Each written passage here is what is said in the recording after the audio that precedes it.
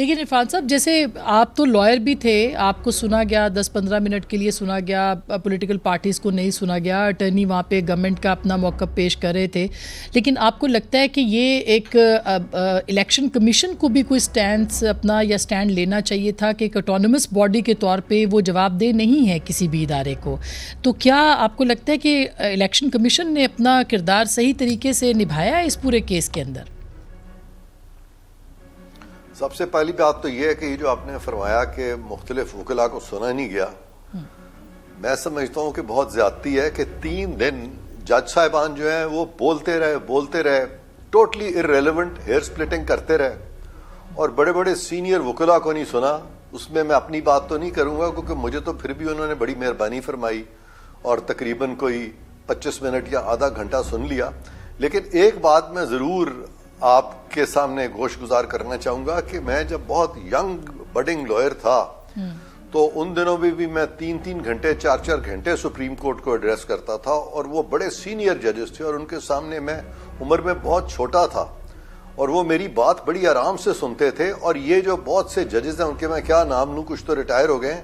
یہ مجھے سننے آتے تھے اور 3 گھنٹے ان میں سے کچھ لوگ بیٹھ کے مجھے سنا کرتے تھے. آج جب کہ میں ایک زندگی گزار چکا ہوں اس پروفیشن میں,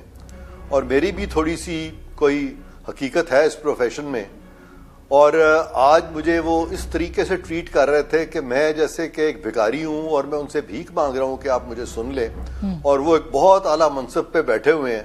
اور وہ سمجھتے ہیں کہ ہم لوگ کچھ بھی نہیں ہے, ہماری کوئی حیثیت ہی نہیں ہے, فریڈم آف سپیچ کی کوئی حیثیت نہیں ہے, فنڈامنٹل رائٹس جو ہیں وہ پولیٹیکل پارٹیز کے نہیں ہیں, صرف ایک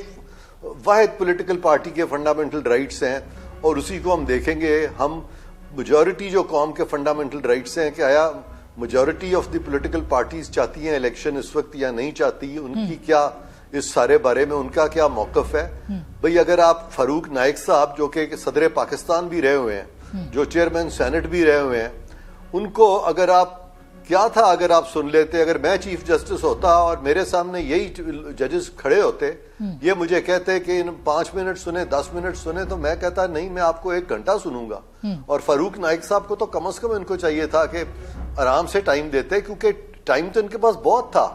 تو جس طریقے سے بلڈوز کیا گیا اور پھر ججز کو خود کہنا پڑ گیا کہ یہ 1 مین شو ہے, میں کاش کہ یہ ساری باتیں نہ کرتا, لیکن آج میں مجبور ہو گیا ہوں, کیونکہ اگر میں یہ باتیں نہیں کروں گا تو ہماری عدلیہ جو ہے وہ اسی طرح سے اوور ریچ کا شکار رہے گی, اور ایک فرد واحد جو ہے وہ ساری انسٹیٹیوشن کو انڈیویجولائز کر دے گا. اب ضرورت اس بات کی ہے کہ ہم انڈیویجولز کو جو کہ عدالت میں بیٹھے ہیں ان کو ہم انسٹیٹیوشنلائز کریں.